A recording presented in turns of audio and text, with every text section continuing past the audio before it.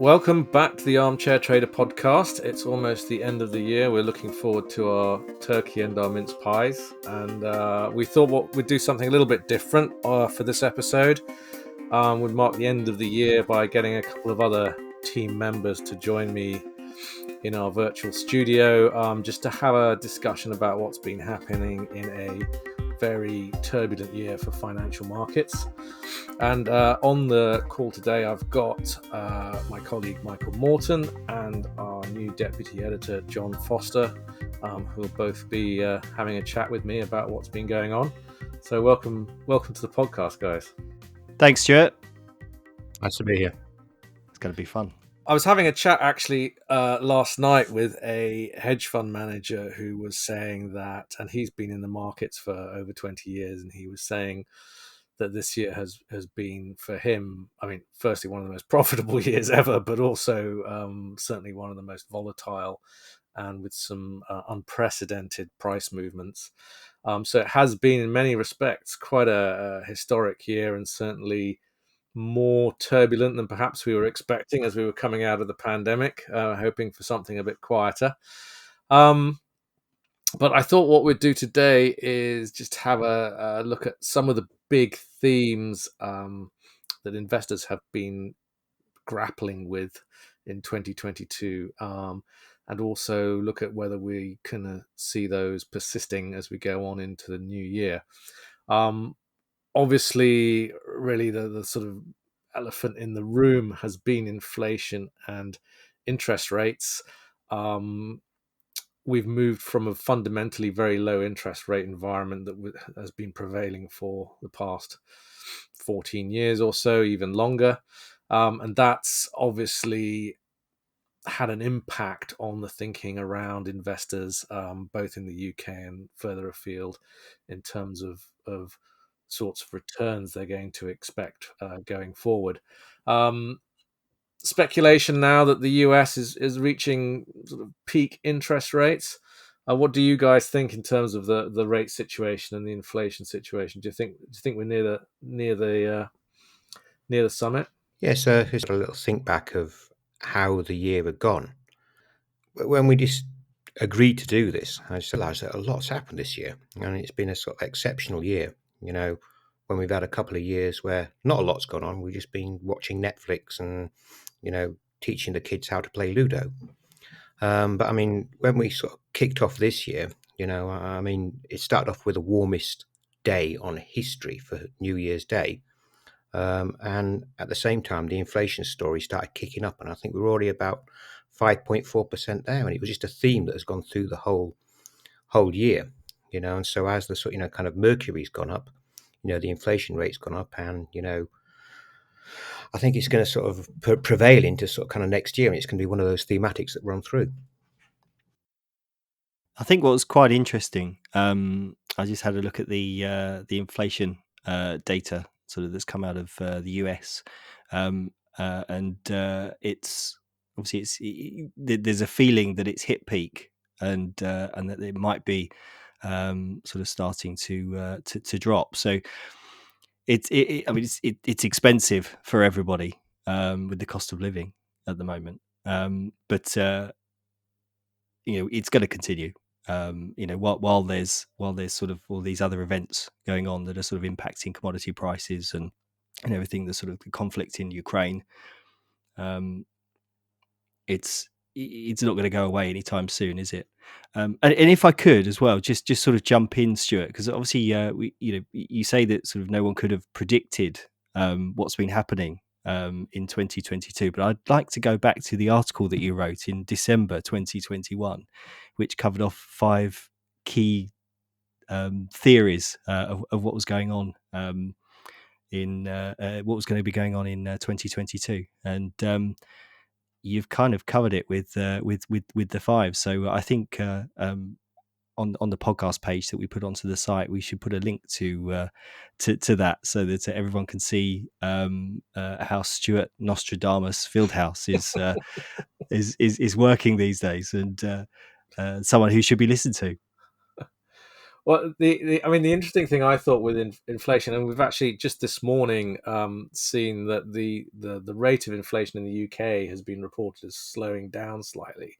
But as someone in the FT actually commented in that article, um, this has a lot to do with the fact that the oil price has been going down as well, and that oil price, we had a huge spike in oil and gas prices that had a knock-on effect um, on the inflation rate around the world. And as we've seen, we on our trading portfolio, we put a short trade on oil on the 18th of November, and that's started to really manifest itself as the oil price came off at the start of this month, because there were a number of underlying dynamics that I thought would certainly take the legs out from under oil.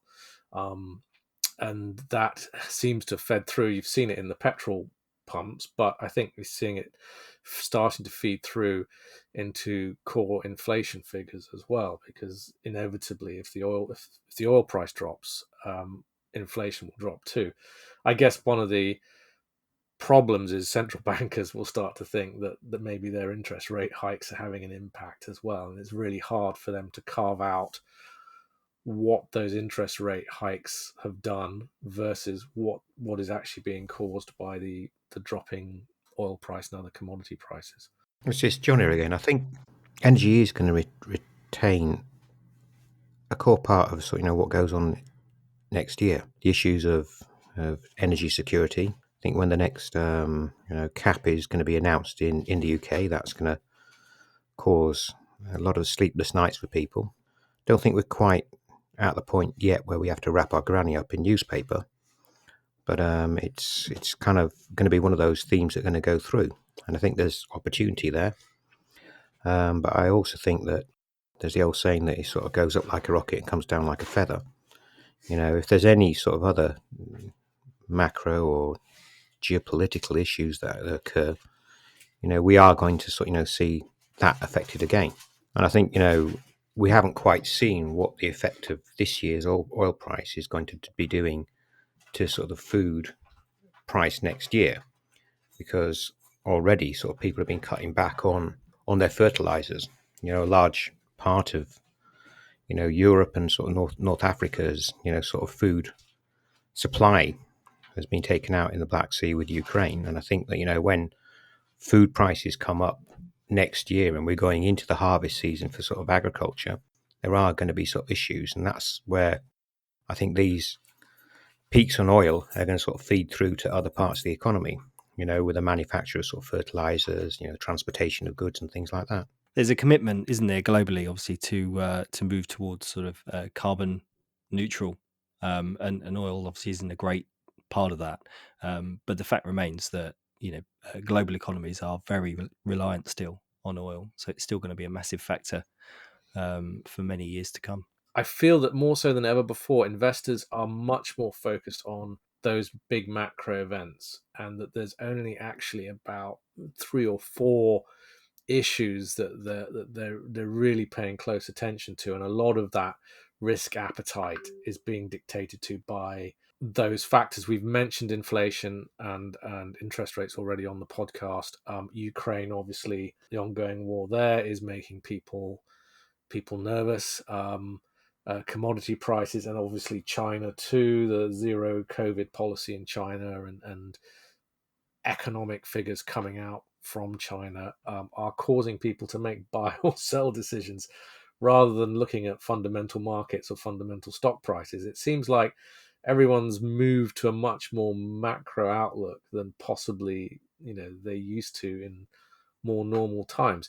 I mean, maybe it's just my imagination, but is that something you'd agree with, John? Yeah, I think I do. I was actually, before this chat, I was talking to an arms company this morning. They're a UK arms company, and obviously they've had not a bad year because of the situation in Ukraine.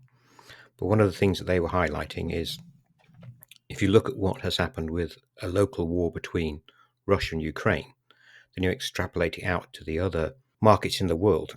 If you go across to Asia, and the issue with sort of China and Taiwan and Philippines and Thailand and Australia out there, there are such huge trade lanes that run through sort of the Pacific and in that part of the world that only it's going to take a tiny disruption to sort of completely slow down the global economy. And so they're saying that, yeah, we've had the warning signs, okay, with Russia and Ukraine this year, geopolitical issues that are going to go on, which could be even more significant then. Being able to predict them accurately, obviously, would be a big help as well. We've seen, for example, this year, and I've mentioned already the high oil prices. And when we were doing our share screens and looking at different sectors and looking at different companies, it was remarkable how many. Well, in the first half of the year, how many commodities-focused companies were coming up on the radar? That guys like Glencore were flagged as doing very well. We've been in Glencore for a while. Glencore's done really well for us. But then in the middle of the year, we started to see a lot of energy companies, both small cap and larger ones, coming up on the screens as well. And they were telling us energy was a good place to be. Energy profits were going to be big, so all of a sudden it seemed like every other stock pick we were flagging up was a oil company or a gas company, and then they started making huge profits as well, and then obviously the government started talking about windfall taxes and things like that. But it was interesting how, if you were looking at stocks, UK stocks or global stocks, in the middle of the year, there was such the metrics were pointing at a real focal point where it was only a couple of sectors seemed to be doing really well. Oil and gas was one, and strangely, healthcare was another one. The healthcare companies, private healthcare stocks, or stocks that were supporting the private healthcare business, were just printing money, it seemed, over the summer. I mean, the metrics for those guys were fantastic, but it did feel like, if you're a stock investor, that you were really being channeled into a very small number of sectors. With the economic situation as it's been, value investors, growth investors, they've all struggled. All stocks pretty much have struggled, as you say, apart from sort of these key sectors. Those fundamentals now are becoming quite interesting. So if you are a value investor, then it's getting to a point where you've got an opportunity to buy stocks at a much cheaper rate. You've got to be brave, obviously, and you've got to be able to sort of look at this on the longer term. But there's an opportunity to get these stocks cheaper than you ordinarily would with the long term view. So it does create opportunities. Obviously, with these sectors that are doing well, mean that you can still sort of potentially profit from the situation as it is. Personally, for me, I think with defensive stocks and the like, there's a moral conversation to be had there internally, I guess. Some will be happy to invest money in the defense sector. Some maybe not. In your own sort of portfolio, you are making those kind of decisions based on rationality, but also, on your own philosophy and your own view of life and what world you want to live in. We've had sort of a number of years where it's all been about exciting, shiny things, and it's a bit like a cat sort of chasing a torch on the ground with investors. What I think is going to happen in the next couple of years is it's going to go really boring, and it's going to be the boring stocks that people are going to love. And, it comes down to a case, in my view, this is my view completely, and I'm not a portfolio manager and I'm not a fund manager, but it comes down to sort of needs v wants. I mean, Meta isn't going to sort of keep you warm in the winter, and Twitter's not going to feed you, and Netflix isn't going to empty your bins. But, you're looking, like you said, Stuart, about healthcare companies. And yeah, biotech is exciting. We've chatted to a couple of sort of guys about biotech over the last couple of months, and it is an exciting growth area. But it's, it peaked and then sort of fell off a cliff at the beginning of the year when we all thought COVID had gone away.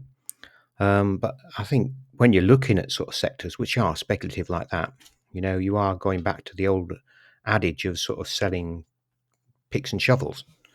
And so in a healthcare sort of sector, you're looking at people like sort of Thermo Fisher in the US, and they simply make pipettes and, kind of Petri dishes and equipment and for the the biotech industry, but they're the ones that will be able to sort of pick up on the biotech industry sort of wave. And it's the same with kind of Linda, which is over in the US as well.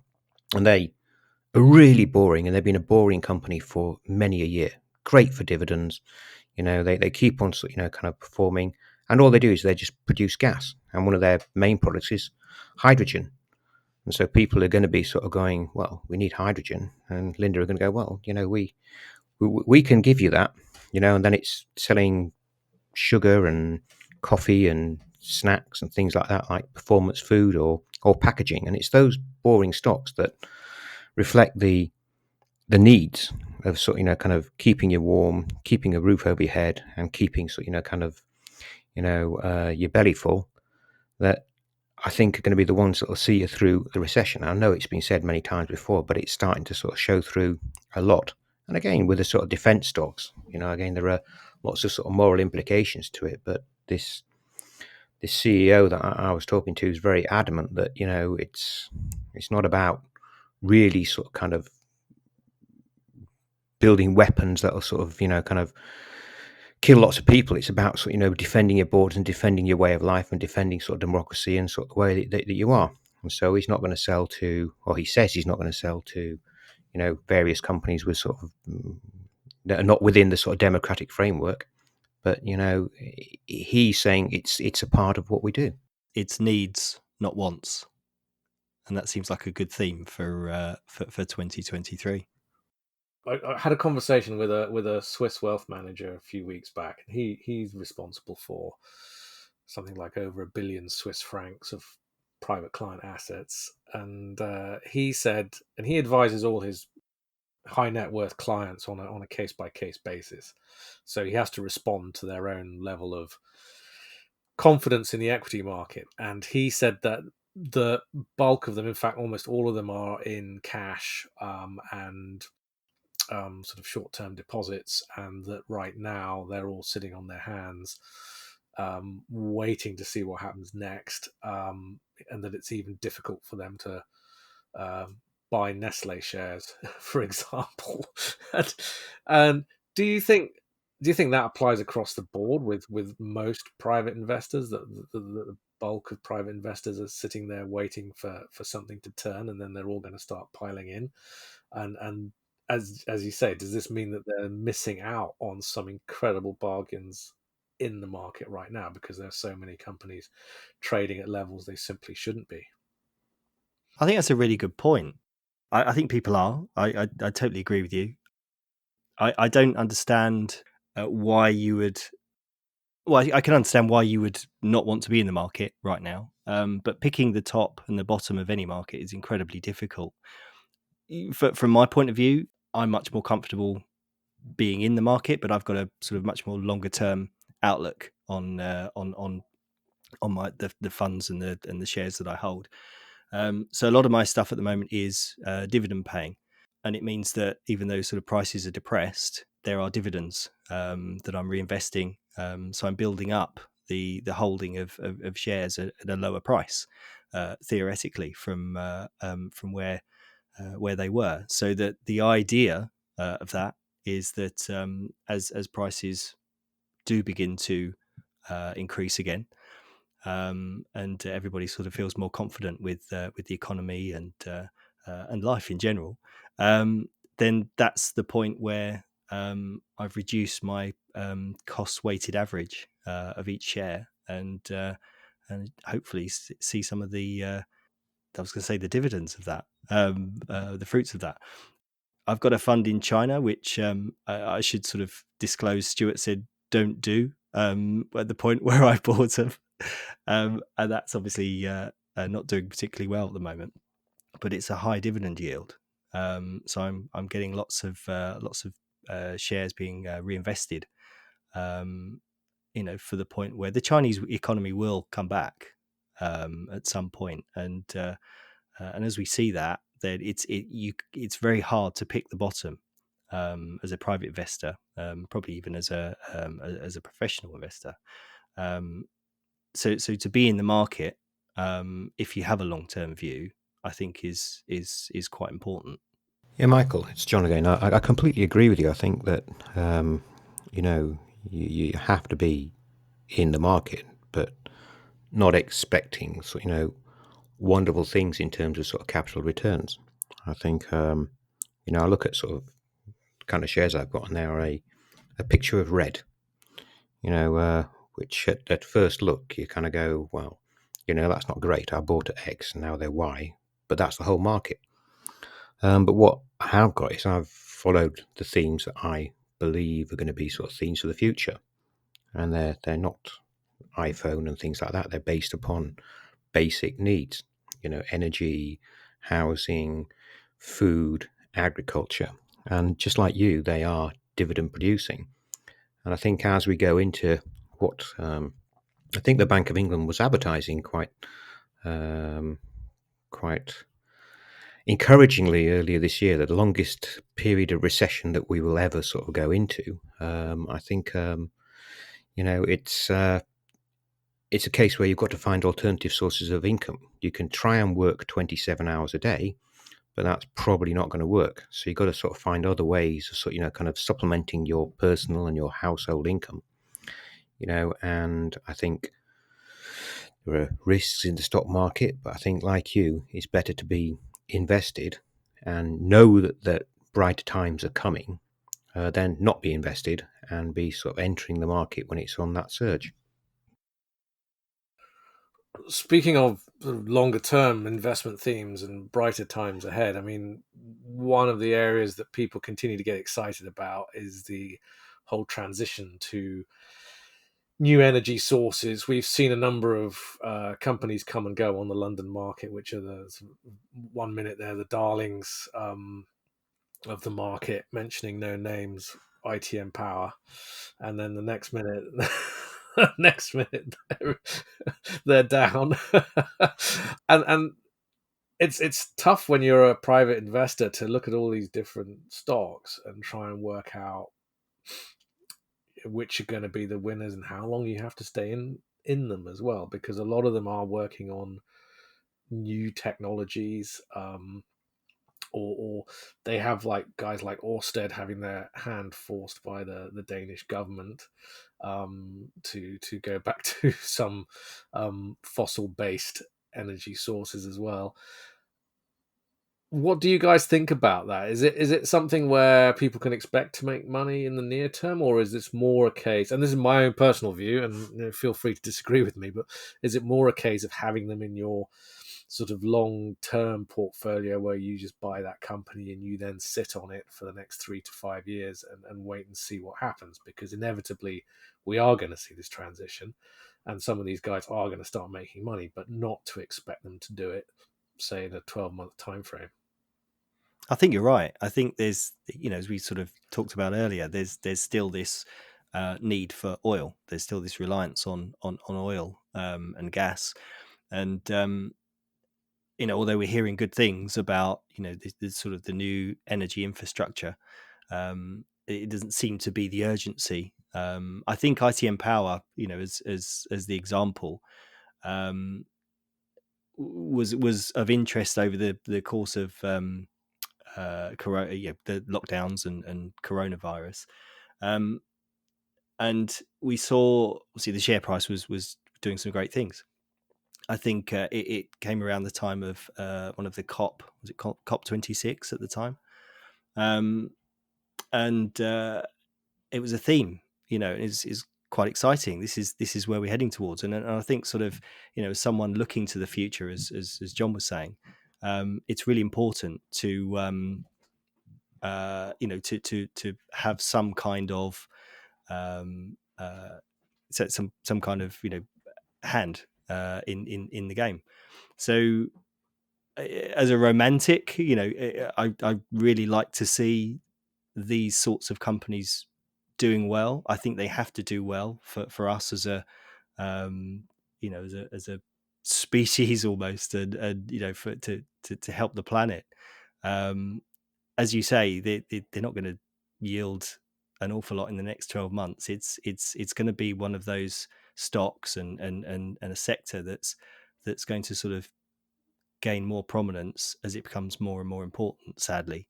And I feel that, like John was saying, you need to sort of be in the game on these, and hopefully they'll come good, and that should be a good sign for us all, for humanity, as well as for a portfolio.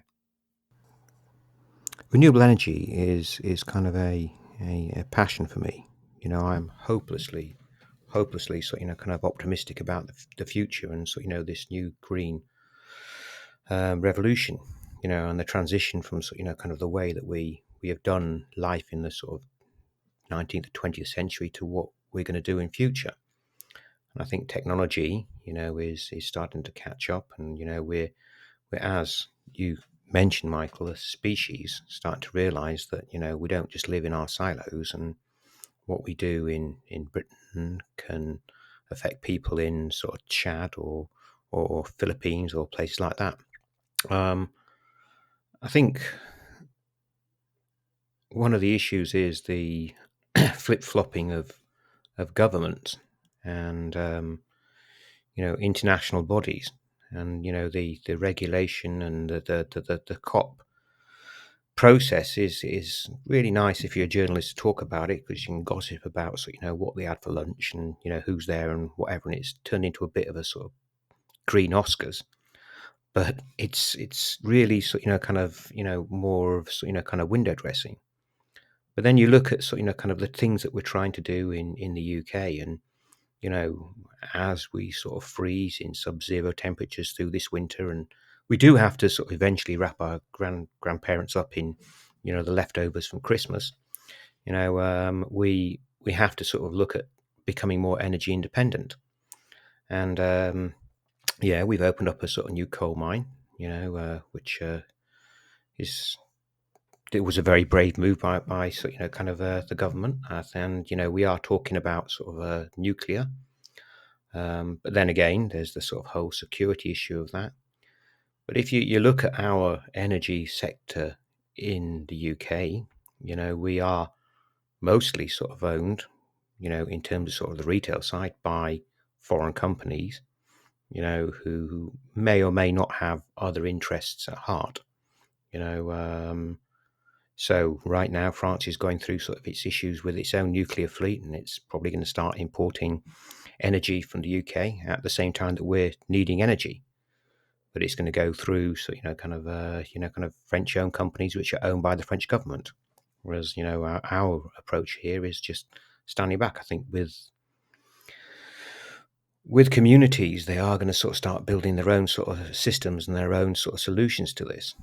I think if in the UK legislation goes through, about kind of deregulating that industry, you'll see a lot of sort of smaller companies who may or may not use the capital markets to sort of raise finance, building sort of local power generation distribution networks. And I think also sort of the technologies that sort of coming on stream, I think some of them are going to be sort of smoke and mirrors and a long way away, but there are other ones that I think are sort of kind of things that can really, really change society. And you look at sort of kind of when the UK and Europe and America originally industrialized in that industrial revolution, there's not that many sort of kind of companies that were around then that changed the world that are around now. And I think you are going to have sort of people who are going to sort of forge the way, and then the likes of sort of BP and Shell go, gosh, that's a good idea, we'll buy you, and we'll start doing that as well.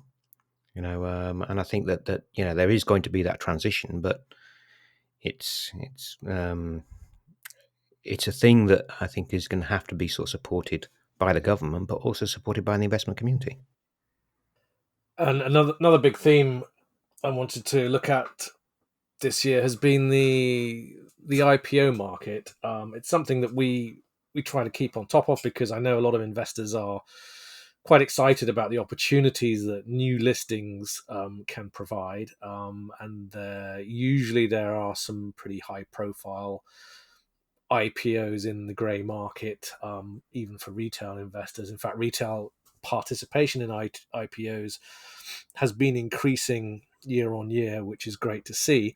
But this year, not as many have been coming through on the UK market. We've seen some massive ones happening in, for example, the Middle Eastern market. I know India is a rule unto itself, but the Indian IPO market is absolutely red hot at the moment.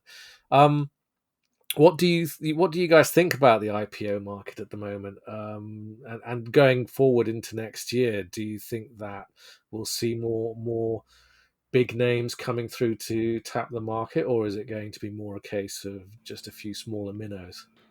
It's a really interesting one, isn't it? As you say, it's been a lot quieter on the IPO front. I think I think the state of the markets has probably been a factor in that. I wanted to throw a question out there as well. Obviously, since Brexit, there's been a lot of talk of the UK markets not being sort of the central hub of Europe anymore. And I think we wrote a piece a little while ago about how the French exchange has overtook the London Stock Exchange for a while in terms of market cap.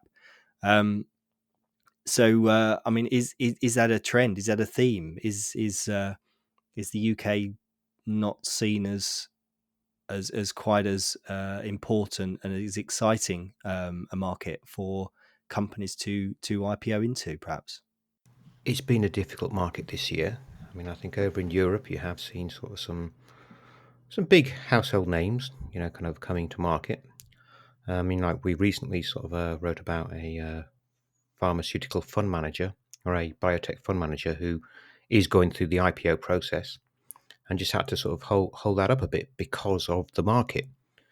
I mean, their assertion is that a good idea is a good idea, no matter what time the timing of the market, and you can't time the market. I think to your point, sort of, Michael, the French stock market, has grown, and I think that is because France is a beautiful country, and they like their luxury goods there, and so lots of French people sort of buying perfumes for their sort of other halves or other halves or whatever. That's helped them, and we all like a pair of high heels, don't we? But fundamentally, I think that in many ways, London is a global market. It really is. It's the market that kind of Africa and Asia and the Middle East look to. It's like you're going to see Central Asia, and the Central Asian companies looking to that because it is an international market.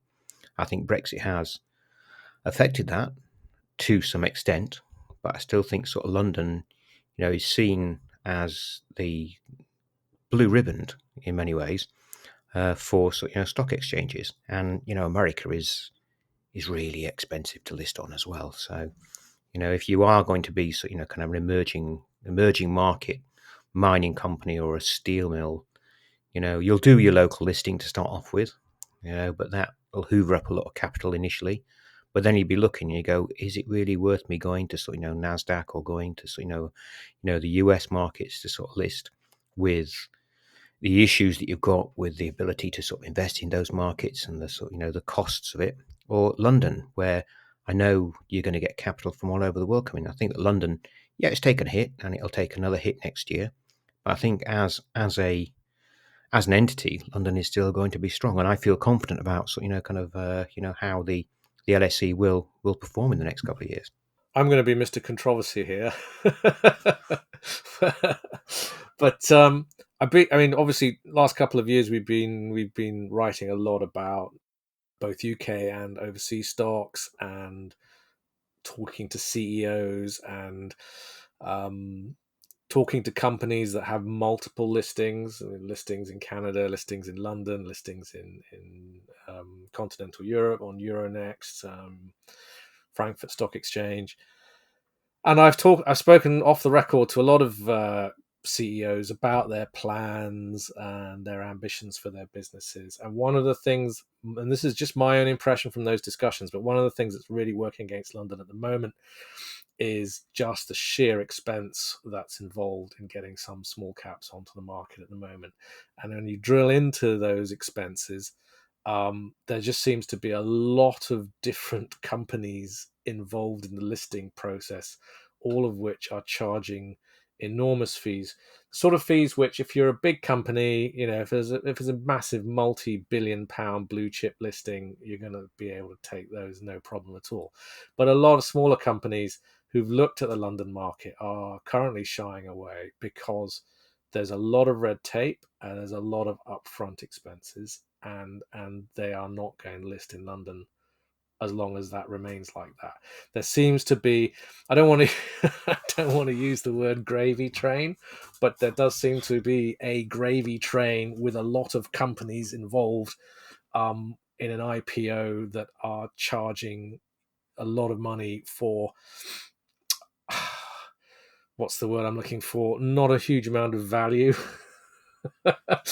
and I think there's, as with the 1980s, I think there's a need for some serious reform within the UK financial markets.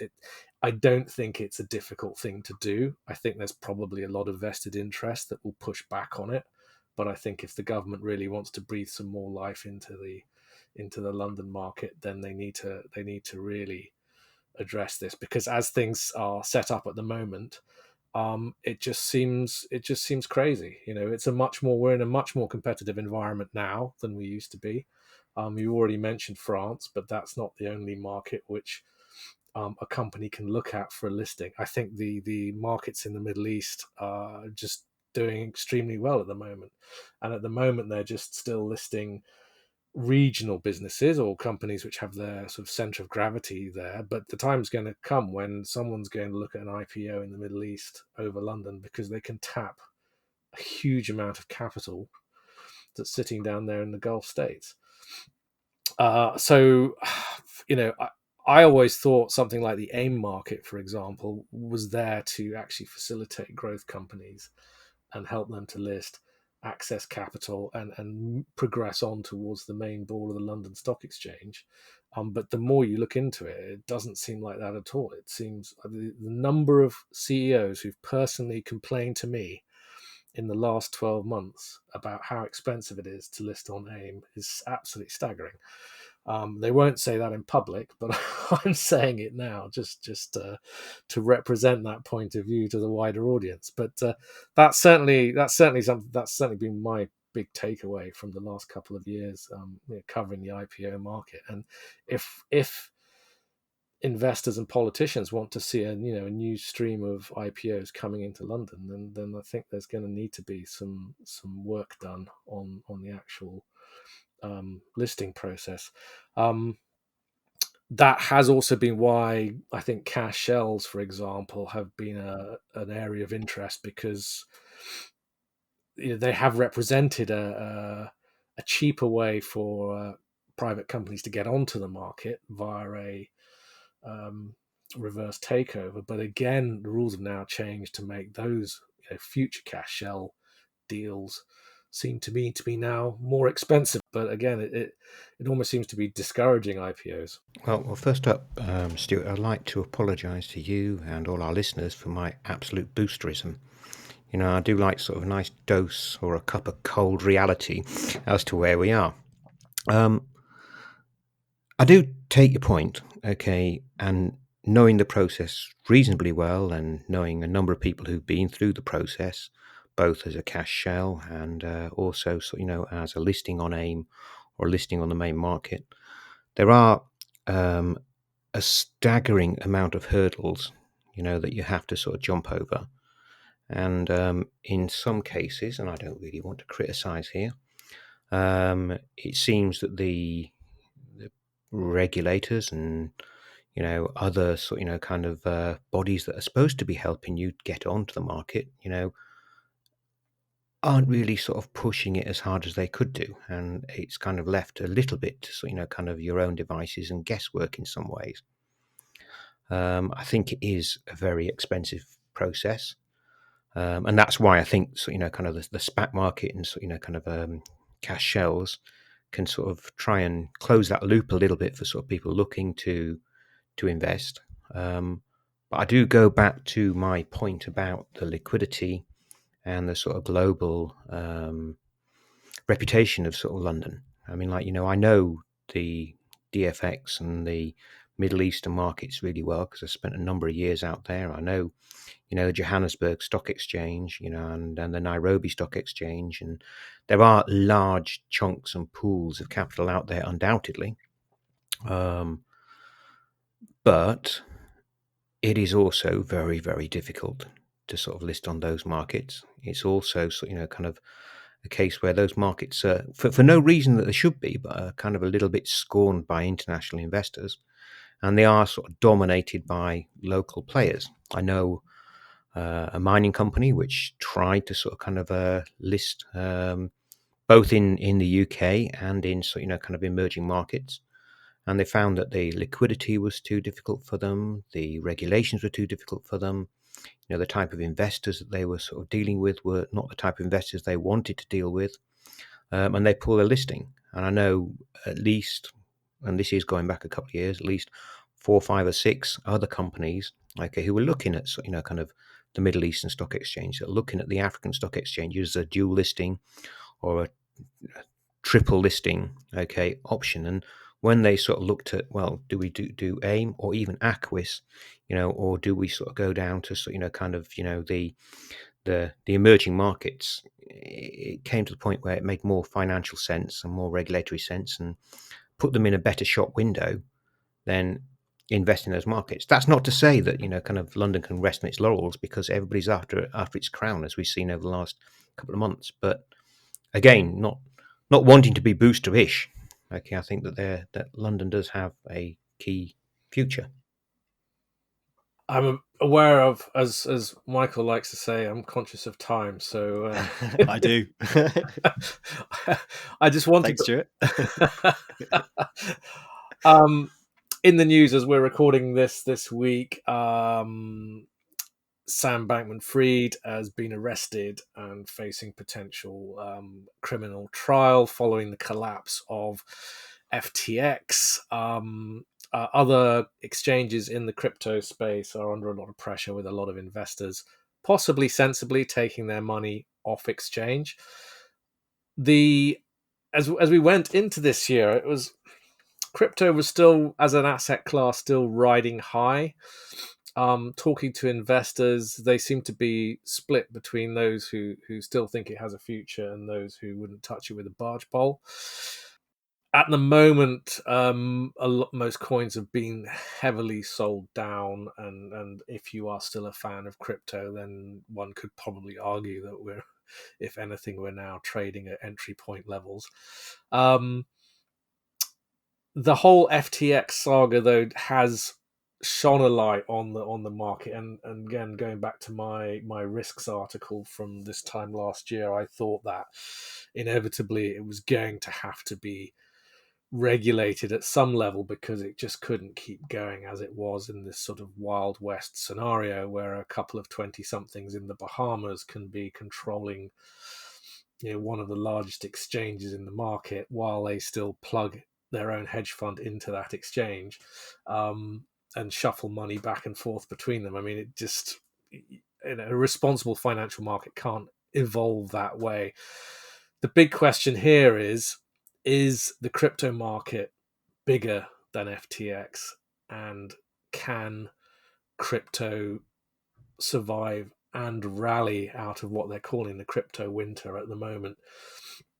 What do you guys think about that? Do you think this is doom of crypto, or do you think it will come back bigger and better? I will defer to your greater knowledge, Michael and Stuart, with regard to crypto.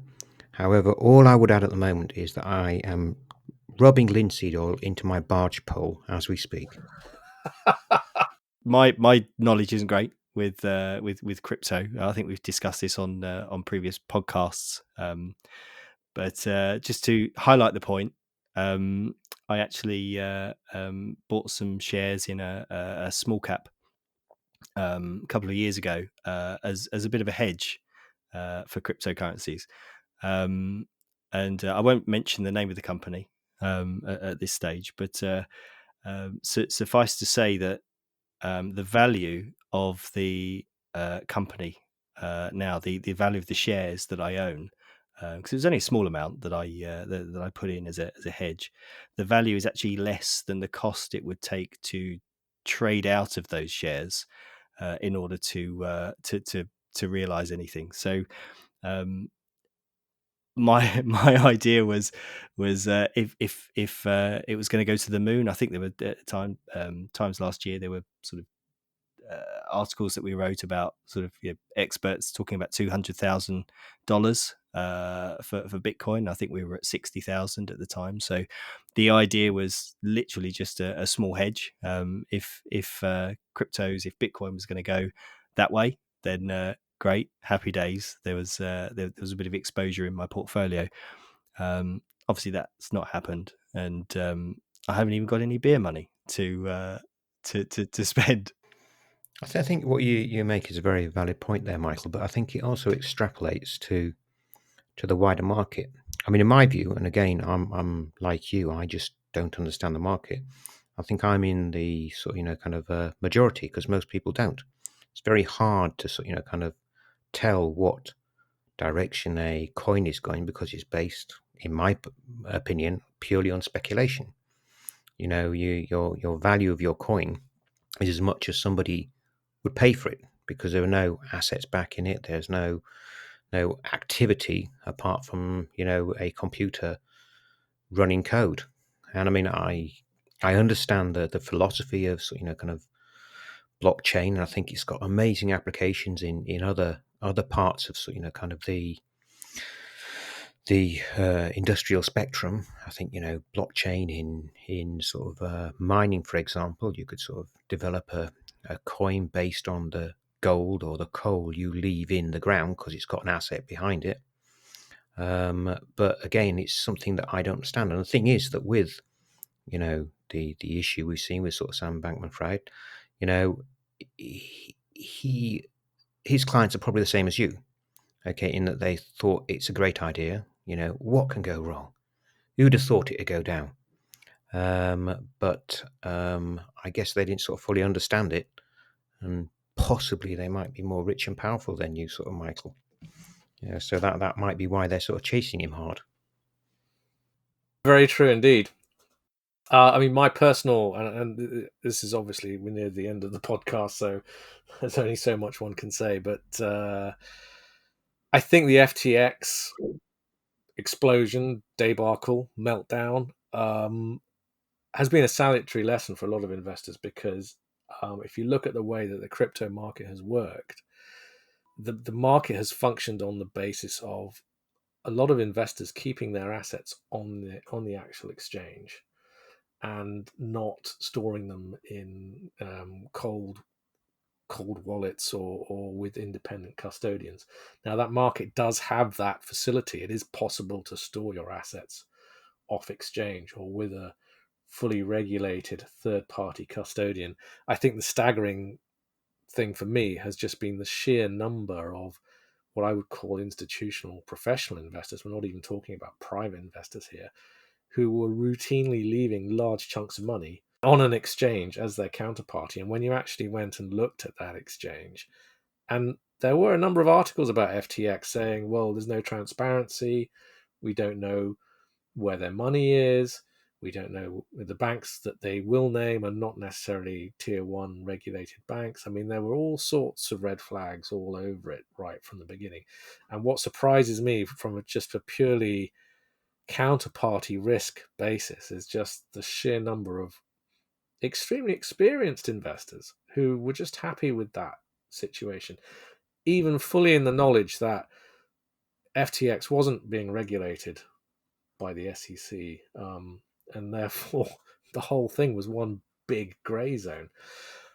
Luckily for a lot of institutional investors, managing other people's money, their risk controls meant that they couldn't even get into the crypto market, because things like FTX just set off alarm bells for them, and they were pushing for more regulation because they wanted to invest in crypto, but they couldn't. They weren't allowed to, because a opaque counterparty in the Bahamas was not going to pass muster.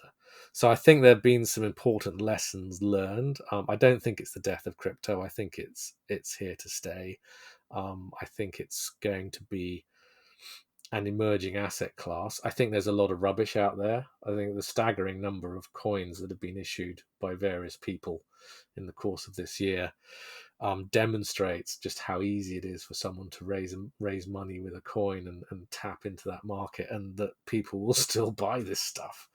But I think from going forward, I think anyone who's serious about crypto needs to look very closely at which coins you're buying and where you're keeping them. When I've looked at some of the really, really popular go to the moon coins in the past, you'll find very little information about who's issued them. I mean, literally, you can't see frequently the individual people who are behind the coin, where they're based, if there's a limited company. They don't issue press releases. They don't issue annual reports. None of the checks and balances that exist, say, for even the most speculative share will exist for one of these coins. Just won't. So I think people need to do their homework on coins just as they have to on anything else. At the end of the day, it's another investment. And I think one of the crazy things has been how even, again, mentioning no names, SoftBank seem to ditch routine due diligence and write multi-million-pound checks for things which, if it was something else like a private company or a real estate project, they simply wouldn't do. It just staggers me how that has happened. But I think it's an important lesson. It's been an expensive lesson, and I think we will see the market changing as a result. But I think the demand is still there for digital assets. I don't think they're going to go away, and it's certainly something we will continue to cover on the Armchair Trader next year. That's all. I think we're almost at the end of our podcast today. I think we might just close with a very brief look to the year ahead. We will be publishing shortly some more forward-looking articles on the site as we move into the Christmas period. But for myself, looking forward to next year, I think there's going to be a number of interesting moves in the market next year. I'm hoping that it won't be quite the white knuckle ride that 2022 has been. I think we're beginning to see some interesting movement in precious metals, and I'm not saying that next year will be the precious metals bull market to end all bull markets, but certainly some of the early intel we're getting seems to show that some investors are getting more bullish, particularly on the silver market. But I will be going into that in more depth in a future article on the Armchair Trader website. So you can come online and check that out in the next couple of weeks. But Michael and John, just to close off, any views you have on potentially interesting markets in 2023? Well, I was just going to jump on the back of what you said there about precious metals, because we seem to have been talking about gold as an inflation hedge, and in difficult times, and I think we've all been expecting to see more from gold over that period. So I don't know what's obviously going to happen. Silver's interesting. There's certainly a lot of interest in that at the moment, and I know there's a correlation in the price of gold and the price of silver. So we shall see, but it just makes sense. I mean, I'm a bit of a gold bug, I guess, anyway. Very bullish on that, but we shall see, I guess. The key thing, as we've sort of spoken about across the podcast, is you've got to be into, you've got to have exposure to, have any benefit to that. So that's up to I guess the individual investor.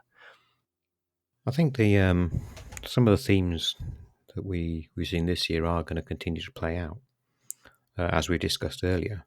And with me, it's again a case of looking to needs against wants. And I think that kind of soft commodities and food are going to be areas which will sort of, be important next year, and those producers and the people who are supplying the machinery and equipment to them are going to be very, very interesting areas. Well, thank you very much indeed, guys, for coming on the podcast. I hope we can make this a more regular thing in the new year. And all that remains is for us to collectively wish our readers and our listeners across the world a merry festive season and a happy new year. And we'll hope to catch up with you in 2023. That's a wrap.